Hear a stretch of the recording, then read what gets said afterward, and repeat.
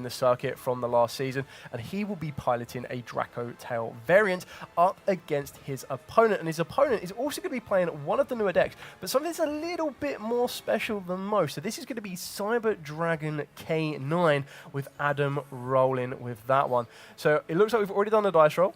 We've seen Adam's hand. Adam's hand already contains a Furlos. We're about to see whoever's going to play the first card here, possibly being Tony on that one with Rahu Dragontail. A cracking start to the duel there, to be honest. It's a very powerful card, a bit like Brand New Fusion the way it works, in that it will send cards from your deck to the graveyard to actually fuse with them. And with the DRACOTAIL cards themselves, that gives them a lot of advantage in terms of being able to set the spells or traps from your deck as well. So very strong start from Duelist here. Yeah, exactly. And I think when you see your opponent activate Rahu Dragontail, there are 1 or 2 cards you want to see in your hand when that happens. One of them being Ash Blossom, because like you said, Brand New Fusion's good old-fashioned arch nemesis of Ash Blossom and Joyous Springs. 100%. But then the other one is going to be Fluolos, because this will guarantee you at least 1 draw. You get that upstart goblin effect, which just gives you 1 card for 1 card.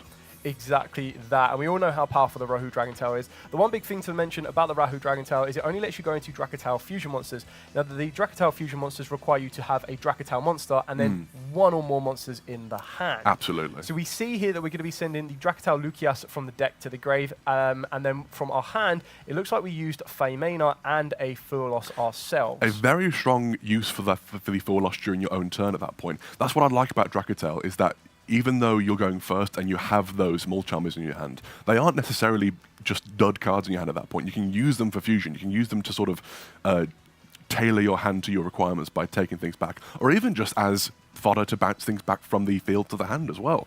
Yeah, exactly that. We're seeing what is more typically the known chain links of this one. So you'll usually use your fusion monster, your DRACOTAIL Arfleon, as chain link 1, targeting up to the number of cards on the field and or graveyard or the monsters, sorry, that you used in your hand. So in this scenario, we're targeting the Lucias, which is technically a starter for the deck that hasn't even used his normal summon yet, and then the Feymena, because that is the during the main phase quick effect to fuse. Yes, absolutely. Moving into chain link 2 will be either Lucias or the Feymena to set a DRACOTAIL spell or trap, and here we are seeing Flame and Horn, and the exact same for Feymena is going to be setting them. So this is one of these really good plays because Tony is going to be playing under this Fluolos now. There is no real need for him to go into another fusion summon during his turn. No, that's where Feymena is going to give that ability for. And when you're sitting on Flame, which is a target a spell, negate, put a DRACOTAIL card from the graveyard back into the deck and draw a card, and then Horn, which is target a monster on the field in attack position, return it to the hand, and then again, put a DRACOTAIL card from your graveyard back into the deck and draw.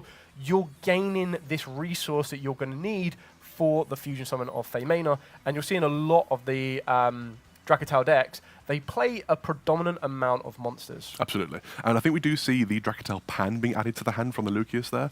Honestly, very powerful card to have just in-hand wait to be fused off from the Feymena, because it enables you to, without having to target, which means that it's hard for your opponent to predict what to do, you can destroy one of their monsters when it's used as fusion material, as well as setting a spell or trap from deck. So a very powerful card to have in hand alongside that Lucius on the field as well. Honestly, even though it's been somewhat shall we say, stifled a bit by the arrival of the Furlos, by no means is this a week's opening field for our player here. No, exactly that. And when you do see the Fluolos, you're quite comfortable because you're able to just trade 1 for 1. Exactly like that. You're giving them that upstart capabilities. Absolutely. You're not giving them any more advantage to start their hand with or anything along those lines. And another really big thing to remember, as you mentioned, with the non-target capabilities of Pan, it gives you that ability because the one thing that you are going to be doing, and just quickly, briefly, this is very important to see Ghost Spell being used on the Flame, because the trap cards move cards from the graveyard and draw cards. They can actually be Ashed and Ghost Ash and Ghost Spell. This is another reason I like these new cards and the new cards that we have to play with from Justice Hunters. None of them feel particularly oppressive. None of them feel too powerful. They're all good. They're all strong, but they all have these very clear, use this card, stop that card, you know? Yeah. And it makes for these very interesting one-for-one trades with the opponent that make it feel more fair, more interactive, in my opinion.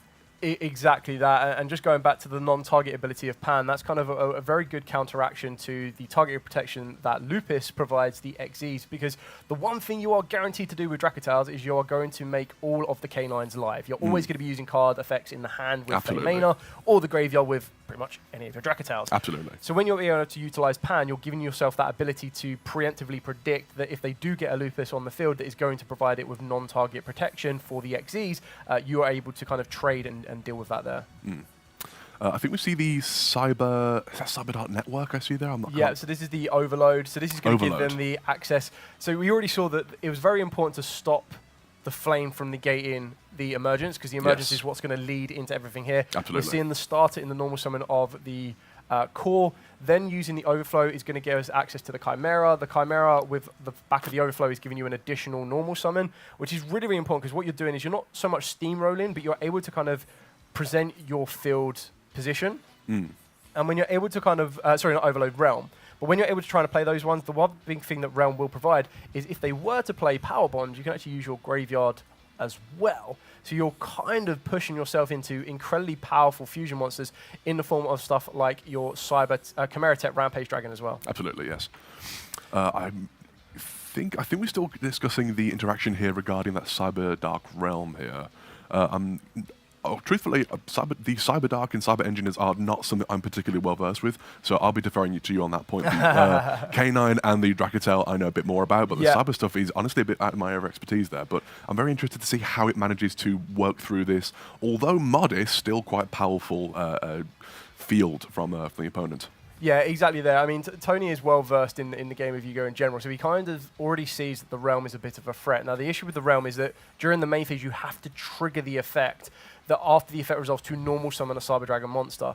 So Tony may see that as a threat, because you don't really want the Chimera to hit the field, because when the Chimera hits to the field, it's going to then lead into having another machine monster on the field, but also another ability of giving you the power bond to be utilizing from the graveyard. And we already know that utilizing your materials from the graveyard to fusion summon is going to be absolutely incredible. Incredibly powerful, yes. So exactly here, this is one of the best ways that DRACOTAILs can out-continue spell cards like this, because we're going to go into the Glamel, and if I allow you to use your expertise and explain to us how Glamel is going to resolve in this particular scenario. Well, hopefully we see Gulamel resolve is the only issue here, because Gulamel has the unfortunate opportunity to miss timing on its effect, as it's a when and not an if effect. However, we do see it now. I do think it is resolving, thankfully. The way Gulamel works, if anyone doesn't know, if a DRACOTAIL card effect is activated, immediately next in that chain, Gulamel can target to destroy a card on the field. However, as I say, it does have to happen when and not if, and therefore if the opponent can do something to chain onto that, Gulamel will not be able to activate the effect at that time. But it does look as if it's... Ooh, we do see the Forbidden Droplet coming out from Adam here as well against Tony's Gulamel. I'll be interested to see how that resolves now. Yeah, so as this has kind of gone through, we've used Feymania in the hand, or Tony has used Feymania in the hand to fuse the Lucias, and then what looked like a Fuelos. That would then allow, as we resolve the chain, Glamel will be on the field. We go Chainlink 1 will be the Lucias, and then directly after that, if there is no type of interaction from our opponent, Chainlink 2 would have been the Glamel to target the realm to try and destroy it.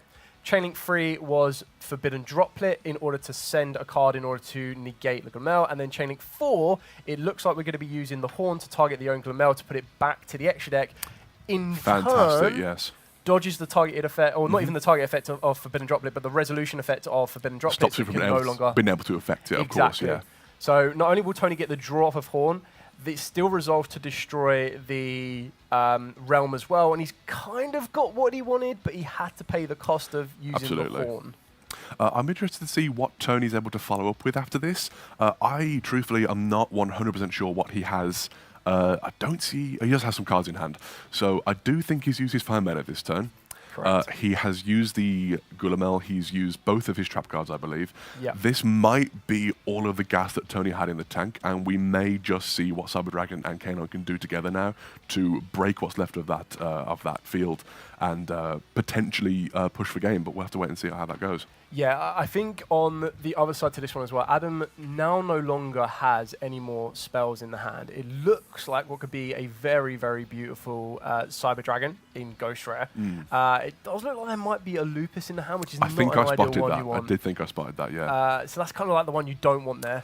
There is a Nashta. Nashta can obviously help the Cyber Dragons extend a little bit more, and we have just put the Cyber Dark Worm into the graveyard as well. So it allows you to send a Cyber Dragon monster from the hand or deck to the graveyard to special summon it, and then you get to add a cyber spell or trap from the graveyard to your hand. So that's how we're going to get Realm back into rotation if we want it, or the Emergency if we do choose to go for that one. But they're not going to allow that field presence to be pushed as much more as we would probably like at this position. Absolutely. And if Cyber Dark Worm is going to be summoned to the field, that is a level 5 in the field, having activated an effect in hand, Tony now, Adam is going to be able to summon that Lupus from hand as well. It is going to be some monsters onto the field, onto his master zones, and we'll see. I imagine, if I'm not mistaken, I think Cyber Dark Worm is a level 5, so we'll be able to make a rank 5 here. Correct. Will it be a... I don't think it can make Cyber Dragon rank 5. I think they need to have machine monsters. Yeah, does it? Exactly that. So it may just Probably be going to be the Ken on classic Ripper. Ripper. It Yeah, will be the Ripper. I think with Ripper on the back of this, again, this is where you can start to steamroll with a bit of advantage, because you can go Ripper, work its way into Case for K9 if you want to go down that route. That can then lead you into Azuna, it can lead you into Lantern, it can lead you into Jockle, and then that in itself will present you with another rank 5 on the field. Yes. And I feel we're in a position now where if Tony has anything, he might want to start to interact with it. But as previously mentioned in like the previous rounds, you're kind of, with Ripper, you're checking hand traps already. Yes, absolutely. The moment Ripper hits the field, your opponent is under a bit of pressure. You kind of need maybe 2 hand traps, maybe a hand trap and something else in the field to deal with it. It's unfortunately, unless you have infinite impermanence, for example, which is a hand trap that you can use against it, generally speaking, you're going to be struggling here to out it with a single card, as it is a very powerful card to have in the field against hand traps, the predominant form of interaction we've seen for quite a while in the game. Yeah, exactly that. And just looking at Tony's list here, the only possible options is Ash Blossom, which I feel may have been used a little bit earlier on, Effect Veiler, and Nibiru. I feel Nibiru is probably the most effective if Adam was to get a little bit like lapsical with the Ripper, but as soon as you have that Ripper on the field, I can't imagine at any position you want to take it off the field. It is entirely possible that if he had Nibiru and Veiler in hand, good old wombo combo, using both those at the same time, that would do the job and out the Ripper, but it's a matter of, does he have that, and seemingly. Although having said that, I do think the Lupus was used to make the Ripper, so it does make it immune to targeting as well, so it actually might be a tricky thing to get rid of at the moment. Yeah, exactly that. It looks like we're going to be utilising the effect of the Cyber Dragon Nashta. Now, the benefit of something like this is that you are allowed to discard another monster to special summon it from the hand. If it is normal special, you get to target a machine monster with 2100 attack, which is exactly what Cyber Dragon is, in your graveyard, and special summon it. But you cannot special summon monsters for the rest of the turn except machines, which in Cyber Dragons, they probably not a problem. Not a problem at all. That Clockwork Knight is I think such a fun card. It enables so many different machine decks to actually play and use things. It's been used very much in Crystron variants, of course, for a long time. Just being able to normal summon Crystron Smyger, use it as link material for that, and then immediately you can start playing. So it's a very, very despite it being specifically for machine monsters, it is still a very versatile card within that space. And of course, the effect to be able to summon a machine monster from your graveyard as well, another machine monster. So it's, which once again, you're seeing some use in Kanon Crystron. So very powerful card at the moment. Yeah, exactly that. And we've just seen how expertly Adam has navigated this, because your initial way to get access to your Chimera is through your additional normal summon of the Realm.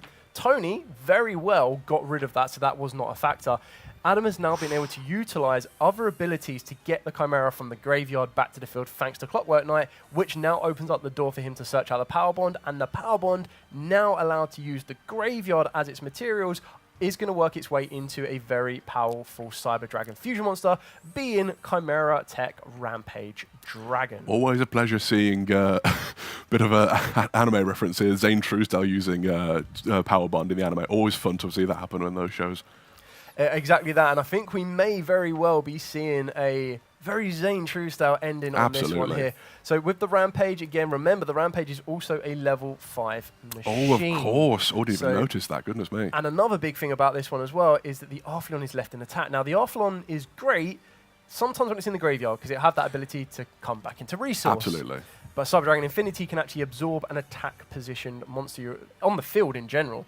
So being able to absorb that Arfleon may give Adam a free run to Tony's life points on this one. Absolutely. And after that point, having broken the field that Tony worked so hard to set up through that field loss being a bit of a deterrent to him doing so, it does seem that it's going rather well for Adam here. Cyber Dragon is very good at that. Cyber Dragon does seem to be very good at breaking boards. I've seen a lot of going second variants of the deck. Despite me, as I say again, not fully understanding the way the deck works perfectly, I do at least understand, hey, it's by no means weak by going second, where some decks may struggle with that sort of thing.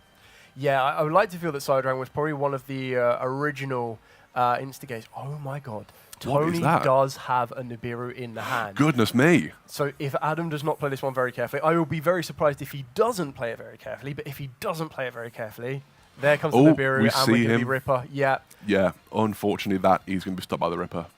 We'll see here. What is that link? I can't quite make it out. This is Clephos Genius. Oh, so wonderful. This is the link to that gives them the ability that when 2 monsters are summoned at the same time to the zones, it allows you to gain back a little bit more resources. A really, really good card. Fantastic. That some players have been utilizing because you're able to get two level 5s to the zones when you're using the K9 monsters themselves. So it's great synergy. It's going to be interesting to see what comes in from Tony's side, and it'll also be quite interesting to see on the flip side what Adam decides to put in order to kind of try and counteract the DRACOTAIL strategy. It does seem interesting how Droll, in my opinion, seems to have taken the place of Lancia in this current format, where you don't you say often, you don't always see an Artifact Lancia in the side deck, but you always see a Drawn Lockbird in the side deck now, because although it's not used against every matchup, there are some where it can just be turn ending, and against both Cyber Dragon and to some extent K9, it can very well be the case.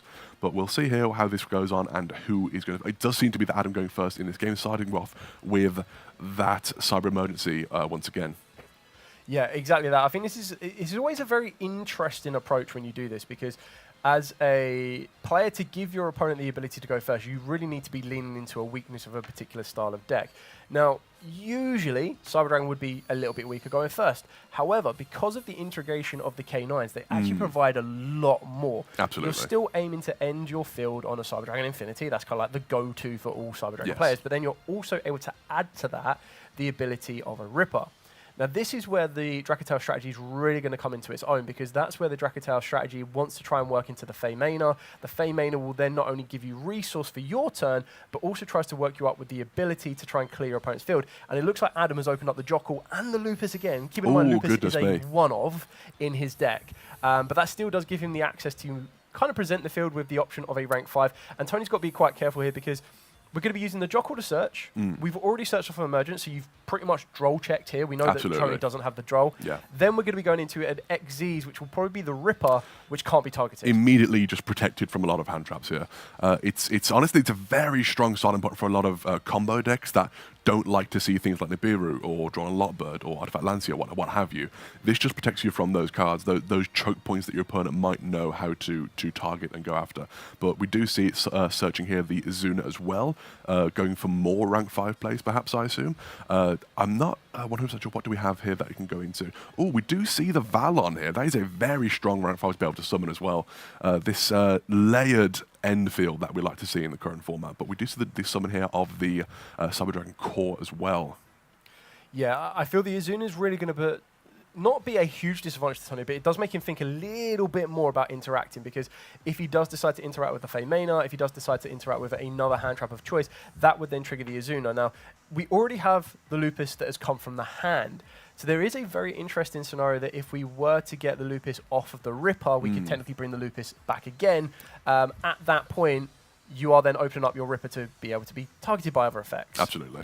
It's entirely possible that you're able to use a Lupus during the opponent's turn to actually summon something like a Typhon, something powerful like that, to actually just slow down the opponent, like stymie their moves and whatnot. If you, for example, with this deck, summoning a Typhon during the opponent's turn can really slow them down, because the Arthalion can't activate the effects. And Arthalion is very much a powerful stopping point in that deck. If you can stop them from using their effects to send your own monsters back or tailor their hand in what way, it can really be a huge stopping point in the DRACOTAIL strategy. So smart being able to having the option of having that next turn. But even without that, it's going to be a very powerful ending field, it seems like, at the moment. Yeah, I feel that with the way that Adam's going to be navigating this, we're probably going to be looking to work our way into using Power Bond to get into the Chimera Tech. And the reason you're going to be doing that is to get you another level 5 on the field. If you're then able to add another level 5 to that is a machine, you can work yourself into the Cyber Dragon Nova and then into Infinity. Absolutely. So you're trying to end your field on a Ripper. We know that Adam does also have a Forbidden Droplet in the hand. So we're pushing towards having a Ripper plus an Infinity plus a Forbidden Droplet on this one. He's just revealing to Tony all of the cards that is technically public knowledge until the end of the turn. Yeah. Tony knows that he has searched those cards off. We aren't currently locked into anything too specific, so we're going to be working into the Genius, and this is where I'm hoping we're going to be able to see how the Genius just works incredibly well in this deck. By getting 2 monsters summoned to the zones at the same time, we're going to be able to present so much more advantage. And this is where the Cyber Dragon Worm going to the graveyard is also going to be utilized to its max potential. I'm actually very excited to see what this deck does while going first, because most of the time when I have played this deck, the few times I have played it, it generally does prefer to go second. Tony here, I believe, requesting, I should say, Adam to go first during this game as well, which is very interesting. Because we did see him send the Lightning Storm to the graveyard. So obviously we see that he has gone for a more sort of field-breaking approach. Yeah. And more of a, as you would do in a deck that can do that so well, it plays into its strength, obviously. So it's very interesting to see what it can do while going first. Searching the... Fear and King Regulus on this one. So this what is a fantastic card. Another added benefit of the Cleaver Genius is getting direct access to an Earth Machine monster.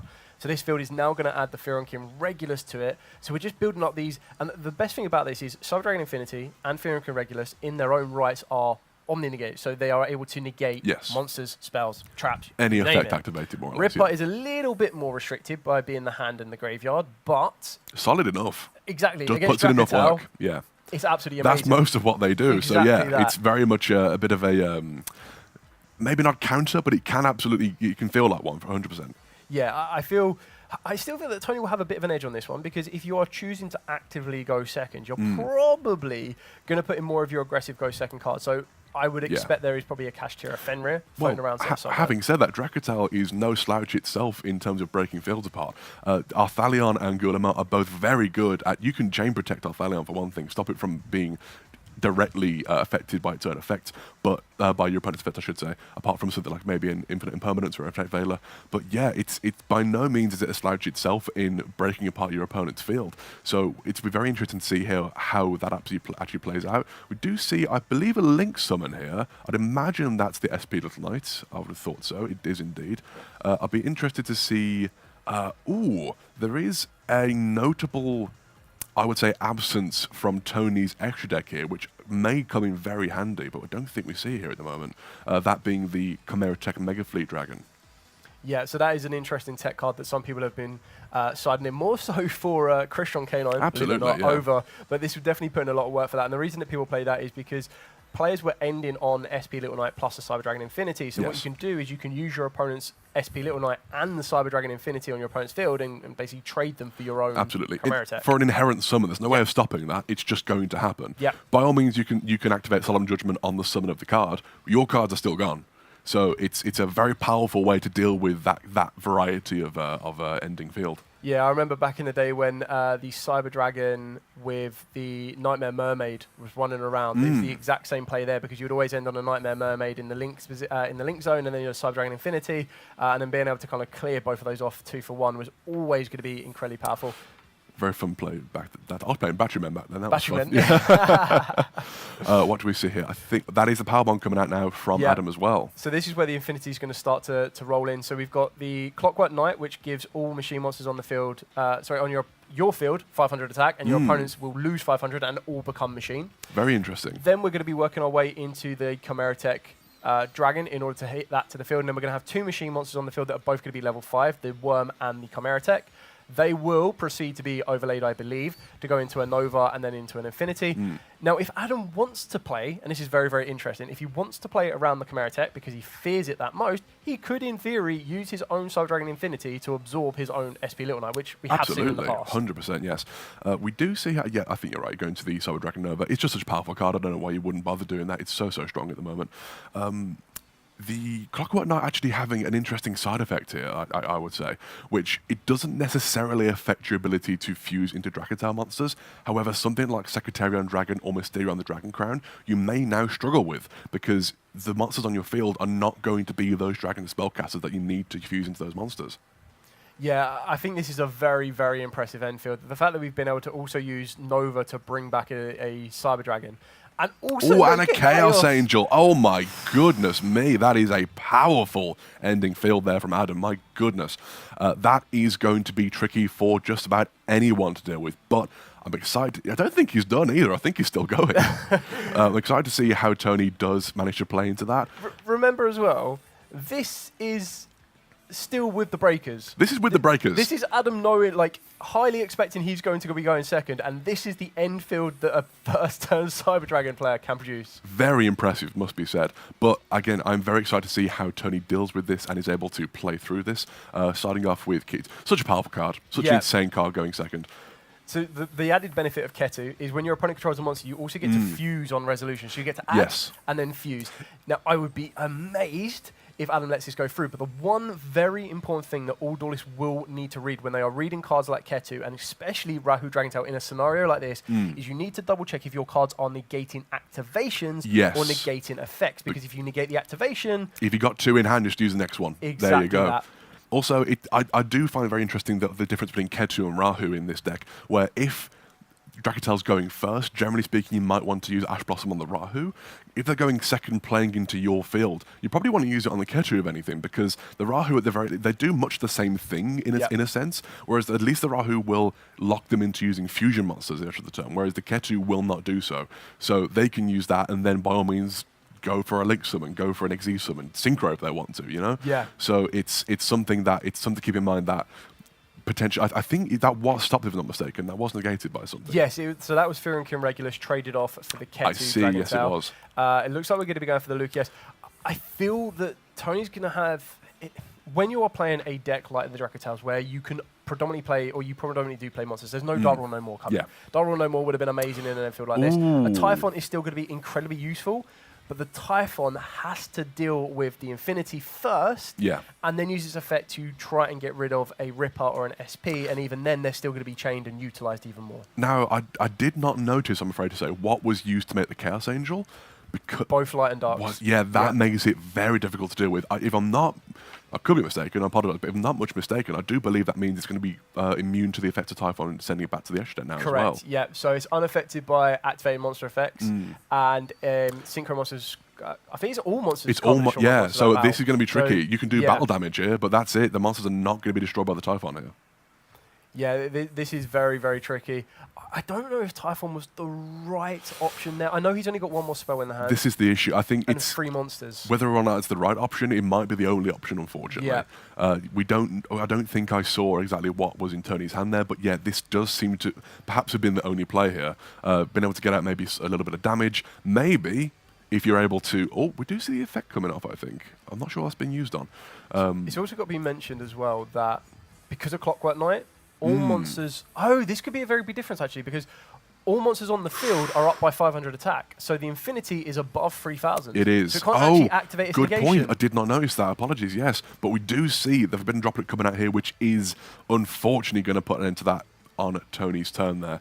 That I think, is that a pass back to Adam? It does look like a pass back to Adam. I think Tony only has 3 monsters in the hand and one spell. Even if there is a Fey Mainer in that hand, you're going to need to combo that off with something else.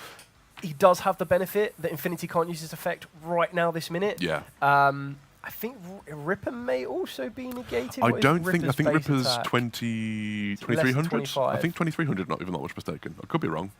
Don't quote me on that. I think you may be right. It could be a lot less. Let's have a quick check. It is 23. It's 23, yeah. So Ripper is currently 28. So Ripper is still active, which means we've got the trade-off for Infinity. We see that and it looks like we're just taken straight care away. of. We're just going to contact fuse into our own fortress. Oh, Cyber Dragon, goodness me, plus the machine. And yeah, this is going to be... That does seem to be going well done to Adam, but very well played by Tony there. Did not go...